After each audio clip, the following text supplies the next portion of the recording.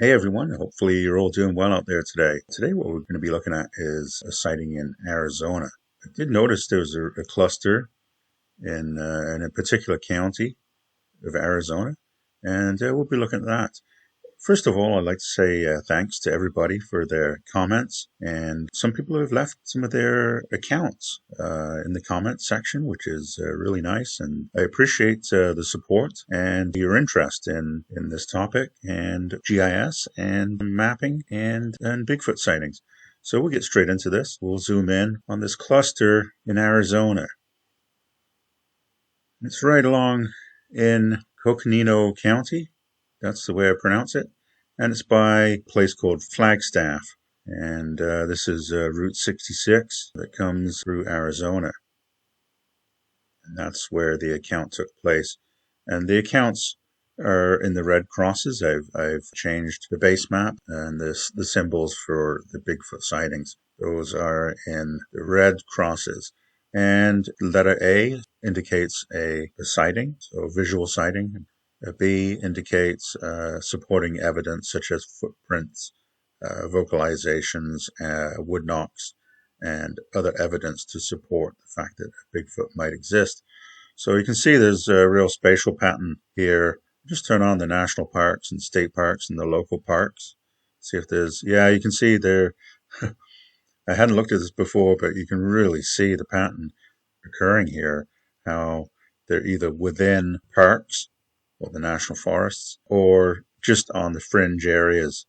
Yeah, perhaps there's the habitat there and the space for Bigfoot or Sasquatch or Yeti or whatever you want to call him or her. Perhaps there's the habitat and the space for them to live. So we'll just turn that off. I'm going to click on this particular sighting, December 1973, report 24405, and this is with the BFRO. Man tells of his scary encounter while traveling Route 66 in a snowstorm. Okay, so we're going to flip over to the BFRO website and check this thing out. So here it is, December 1973. It's in Arizona, Coconino County, and it's northwest of Flagstaff. Route 66 and Highway 40 is the nearest road. My wife and I, with our 3-month-old baby girl in the back seat, were traveling northeast on Highway 40, Route 66, through the mountains near Flagstaff, Arizona. This was right in the middle of a snowstorm. I stopped to read the map and reassure our directions. While looking at the map, I turned the rear view mirror light on to help see the map. In the mirror, I caught sight of a huge man-like figure running up behind the vehicle. I turned to get a better look, and my wife turned too. She screamed, "Oh my God!" It was clear to see a huge, hairy, black and brown, furry being. It was very tall, large head and large arms, running on 2 feet towards our vehicle. No other vehicles or tracks in the snow.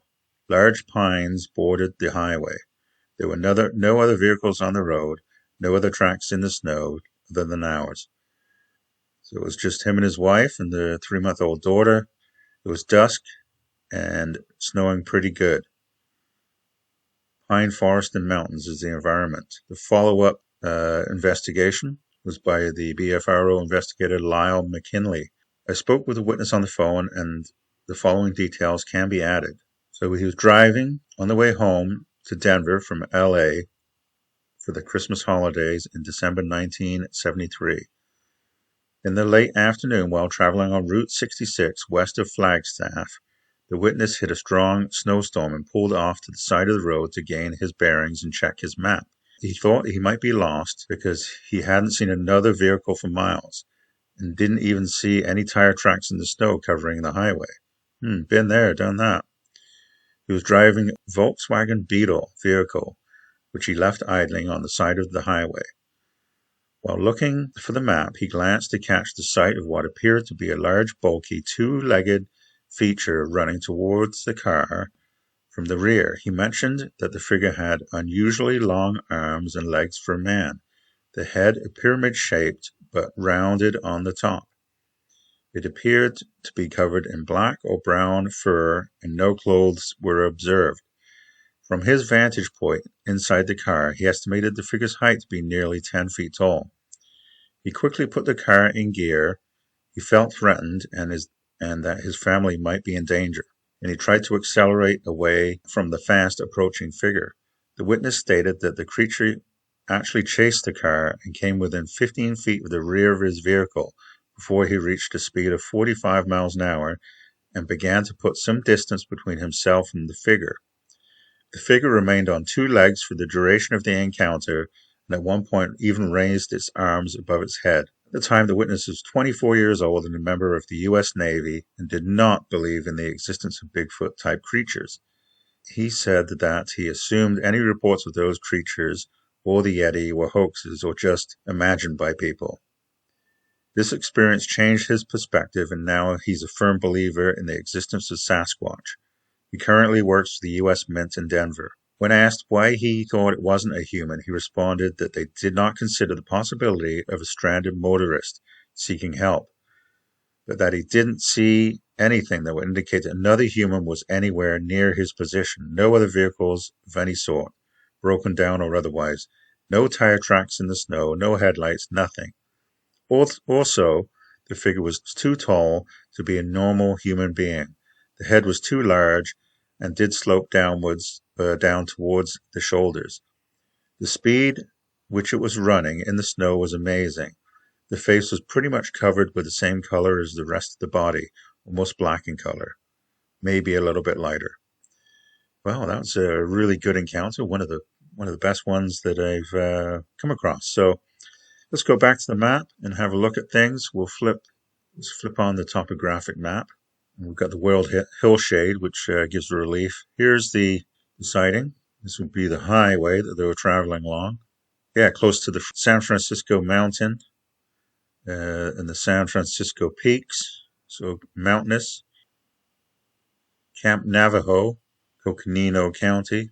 Let's have a look if we turn on the imagery. Yeah, so it looks like it's quite remote.